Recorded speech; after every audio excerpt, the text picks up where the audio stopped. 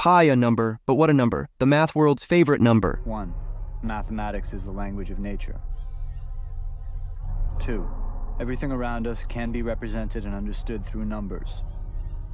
3. If you graph the numbers of any system, patterns emerge. Therefore, there are patterns everywhere in nature.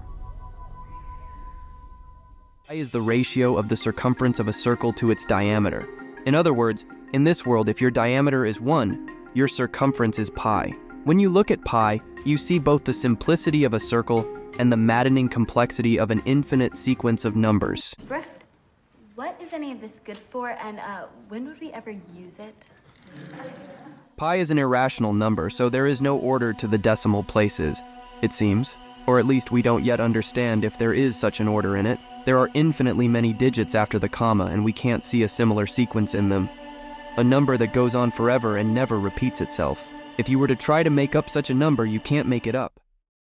Pi, the ratio of the circumference of a circle to its diameter. And this is just the beginning. It keeps on going, forever, without ever repeat. There are those who are looking for an order in this infinity, even this search, this passion, and there are people who are trying to take it much further, and these people are trying to memorize pi. The first 100 digits of pi in the world. There are even various communities such as the club for memorizing the first 1,000 digits.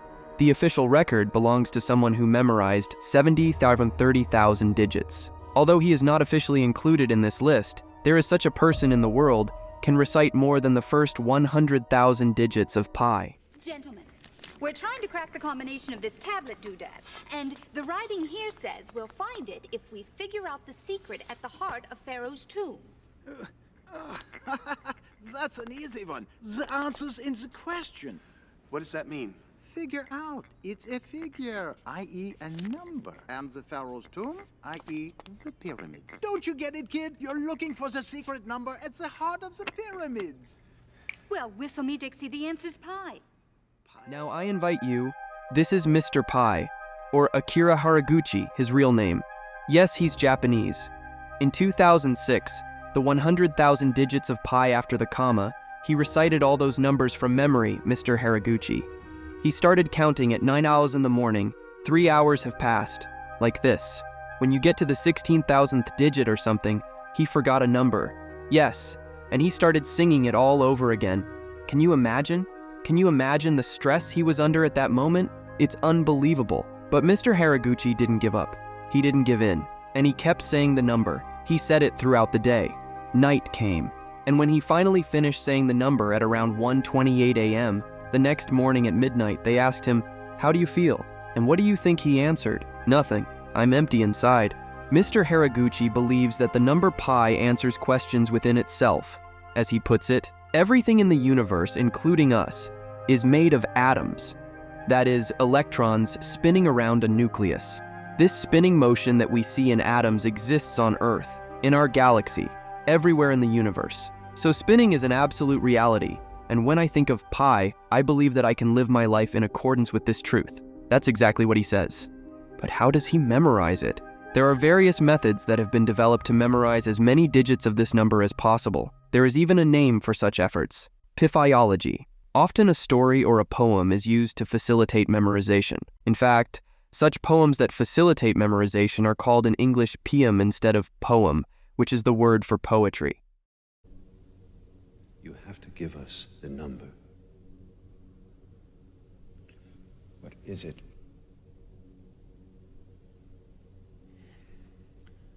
The Talmud tells us it began 2,000 years ago when the Romans destroyed the Second Temple. What is this? Max, you will understand everything if you listen.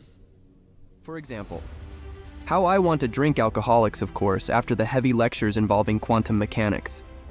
The number of letters in each word in this sentence corresponds to the number pi.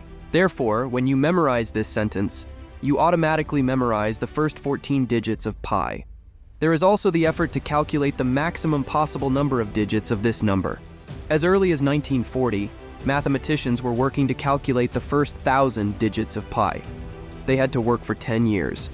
ENIAC, considered the first electric computer, was built in 1949. In 70 hours, he managed to calculate 2037 digits. But what about now, as of today, in 2016? Do you know how many digits have already been calculated? 13.3 trillion.